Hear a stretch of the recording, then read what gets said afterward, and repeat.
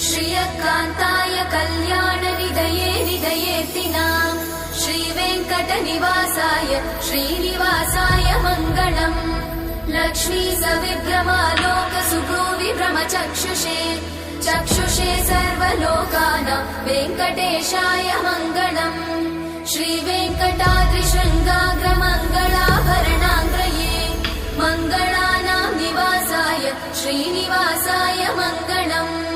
सर्वावयव सौन्दर्य सम्पदा सर्वचेतसां सदा सम्मोहनायास्तु वेङ्कटेशाय मङ्गलम्। नित्याय निरवध्याय सत्यानन्दचिदात्मने सर्वान्तरात्मने श्रीमद् वेङ्कटेशाय मङ्गलम्। स्वतः सर्वविदे सर्वशक्तये सर्वशेषिने सुलभाय सुशीलाय वेङ्कटेशाय मङ्गलम्।